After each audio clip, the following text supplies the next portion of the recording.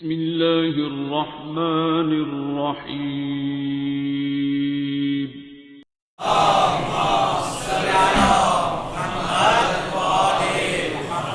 واجل fridge فیضان محترم، جتنا connected رہیں گے وہ لوگ تاریخ میں گمراہ نہیں ہوئے جنہوں نے خود کو متمسک رکھا اہل بیت کے در سے۔ 11ویں امام حسن عسکری علیہ الصلوۃ والسلام،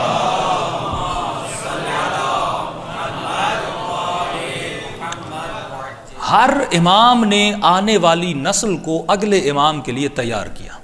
امام حسین نے لوگوں کو مولا امام علی ابن الحسین کے لیے تیار کیا۔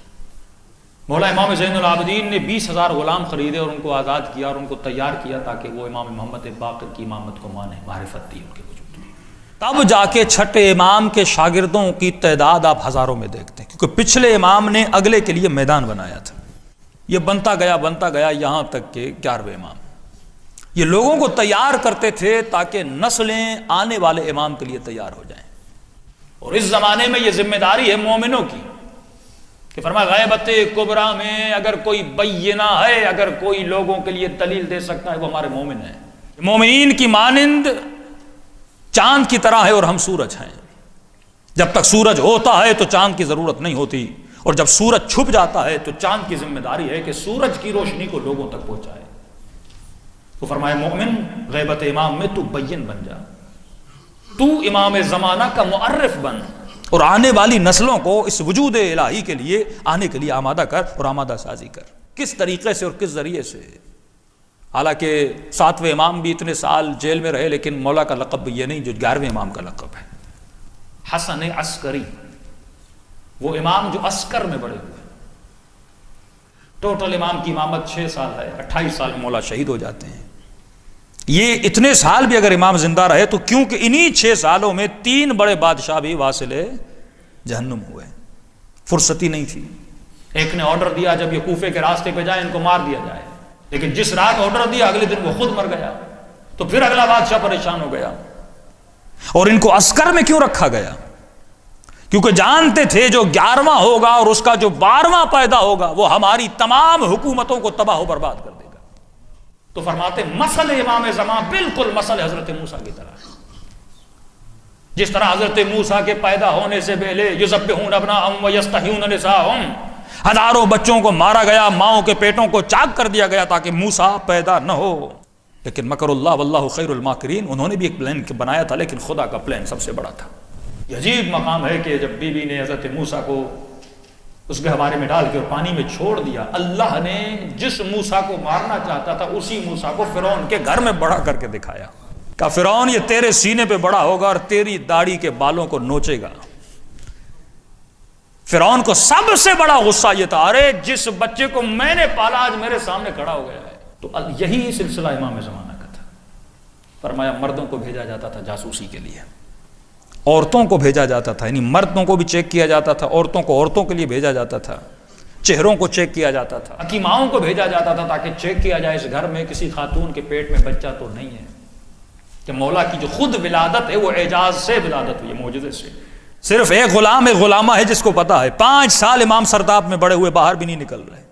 گھر کے غلاموں کو بھی نہیں پتا کہ اس گھر میں ایک بچہ پیدا بھی ہو چکا ہے اور بڑا بھی ہو رہا ہے۔ بی بی حکیمہ خاتون ہیں، جب ان کو بتایا جاتا ہے کہ آج ولادت ہونے والی ہے، وہ بھی پوچھتی ہیں میں نے تو کوئی آثار نہیں دیکھے۔ کہ نہیں، یہ میرا بیٹا معجزے سے پیدا ہوگا، اعجاز امامت سے پیدا ہوگا۔ شیعہ اتنے خفقان میں اور اتنی پریشانی میں کہ امام سے ربط کیسے برقرار کریں، ملے تو کیسے ملیں، ملنے پر پابندی ہے۔ جیسے آپ کے محلے میں سبزی والا آتا ہے، فلاں فلاں آتا ہے اور آوازیں دیتا ہے جیسے آلو چاہیے، سبزی چاہیے، جیسے گھی چاہیے، وہ زمانہ تھا۔ یہ آتے تھے امام کے دروازے پہ کھڑے ہوتے تھے، اسی دوران کے مولا اس سے کوئی سبزی لیتے تھے، اسی دوران رد و بدل ہوتا تھا کہ شیعہ پوچھ کیا رہے ہیں اور امام جواب کیا دے رہے ہیں۔ جب گھی لینے آتے تھے تو گھی کی دیگچیوں میں نیچے امام سارے سوالات کو رکھ دیتے تھے اور اس بہانے پھر شیعہ ان سوالات کو پڑھتے تھے۔ اس طرح معاشرے کو تیار کیا گیا کہ ایک امام آئے گا، اور کئی سالوں تک لوگ جو وجوہات لے کر آتے تھے، خمس لے کر آتے تھے، وہ امام زمانہ کی جگہ پہ مولا کے بھائی جناب جعفر قذاب لیتے رہے۔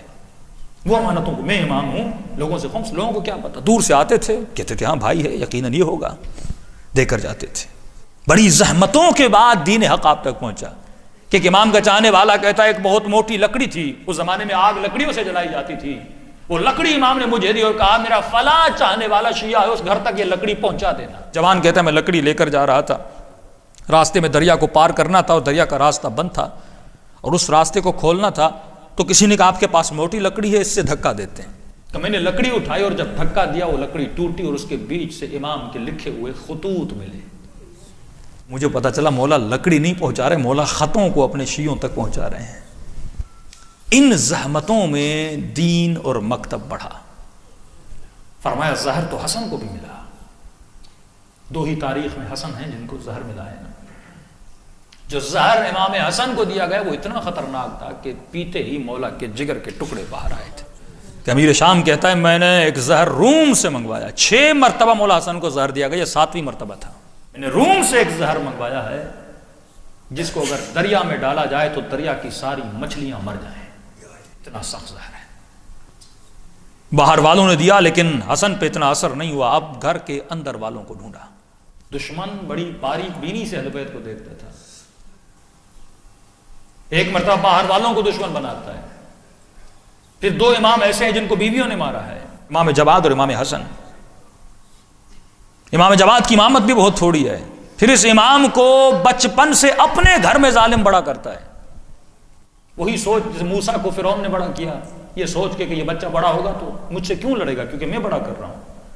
اسی سوچ سے امام جواد کو اپنے گھر میں بڑا کیا، اپنے استاد امام پہ رکھے کہ اگر اس کی مینٹلٹی میری ہو گئی، یہ میری سوچ پہ چلے گا، بڑا ہو کے میری روش پہ چلے گا، پھر ہم تو کہیں گے اہل بیت تو ہمارے ساتھ ہے نا۔ اب ان کو کیا پتا، ان کا علم اکتسابی نہیں ہے، لدنی ہے۔